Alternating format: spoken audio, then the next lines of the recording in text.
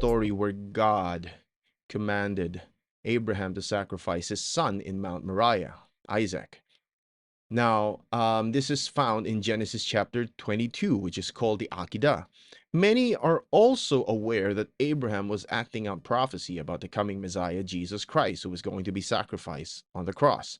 If you read the passages carefully in Genesis chapter 22, Abraham was quite confident that if he sacrificed his son Isaac, God would have to bring him back to life because God promised that through his son Isaac, all the nations of the earth would be blessed. You have verses within the narrative that gives us proofs that he indeed trusted God to resurrect Isaac. You see that in Genesis chapter 22, verse 5, where he tells the servants that we will worship and then return to you, meaning to say that he is expecting to return with Isaac to the servants.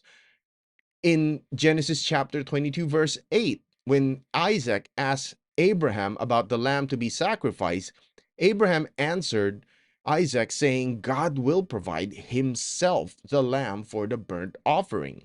Now, I'm not sure if you catch that, but notice it says, God will provide himself the lamb. This is very interesting because you have to think, was Abraham saying that God will be the one to provide the lamb to be sacrificed, or was he saying more than that? Was he saying that God will provide himself as the lamb to be sacrificed, referring to a future sacrifice of himself on the cross 2,000 years later on the same mountain? Now, Abraham realized as well that he was acting out prophecy because in verse 14, Abraham called the place Jehovah-Jireh, and it means that in the mount of the Lord it shall be seen, which is exactly what happened 2,000 years later in Calvary or Golgotha. Now, theologians and commentators would see a typology going on here, and I have heard this preached many times. Abraham was a type of God the Father, offering his son Isaac, a type of God the Son, Jesus Christ. And people would stop there, but there is something more if you continue reading. If you read Genesis chapter 24, and I'm going to skip chapter 23 because 23 is basically just it talks about the death of Sarah, Abraham's wife. Now, if you go to Genesis chapter 24, it's going to talk about Abraham commissioning his servant to find a bride for Isaac. The story is quite theologically deep when you examine it carefully. But for the sake of our discussion, I'm just going to stick to the topic. Now, a couple of things that you will notice in the story. First of all, Isaac was missing in the story when Abraham's servants was finding a bride for him. The servant was never given a name in the story. The next one, Abraham tells his servant to go to his relatives and not to anywhere else. Or what we usually refer to, this is what we usually refer to as the kinsman, to find a wife for Isaac. In verse 10, he brings along, this unnamed servant brings along gifts to purchase a bride for Isaac, what we usually refer to as a dowry. Okay? In verse 22, this unnamed servant offers a down payment in the form of a gold nose ring and 2 gold bracelets to this woman. Now let's go. Now, to cut the long story short, the unnamed servant cut the deal with the girl's family after giving the full price of the dowry. Rebekah, the name of this girl, immediately went away with the unnamed servant, and the unnamed servant finally brought her to Isaac. Now, let's check out the types here. So, what is going on here? Now, let me just go through it one by one. In the New Testament,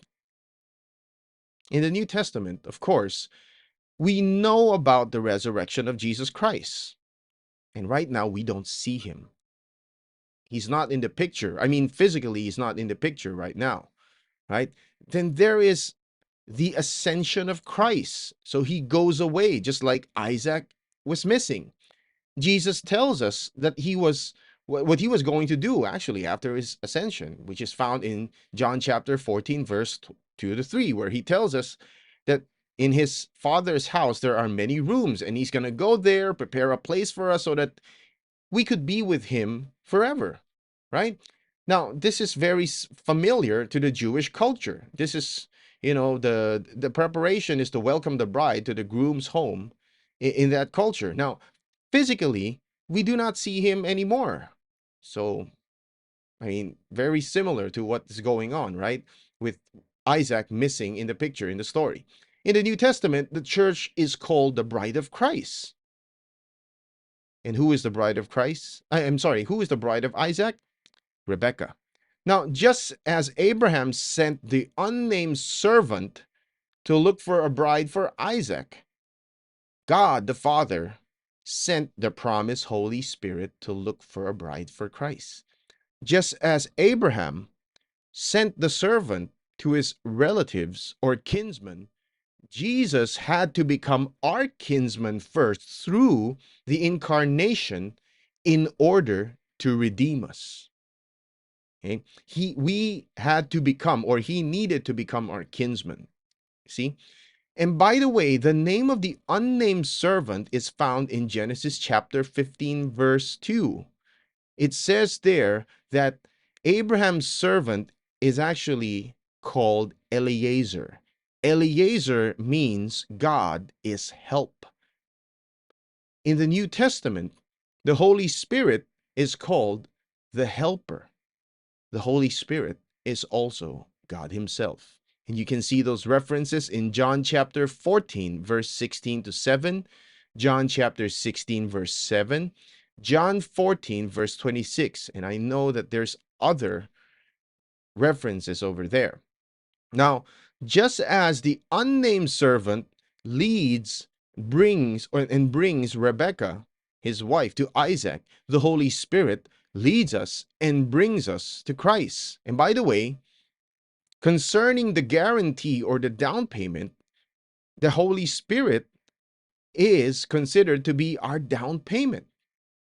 Now, just as Isaac meets his wife Rebekah and brings him home to his father's house, Christ comes to meet his bride, the church, in the second coming so that we can be together with him forever in his home with the Father. I hope this is making sense, and I hope you find this helpful in studying the life of Abraham. God bless you, and I will see you in the next video.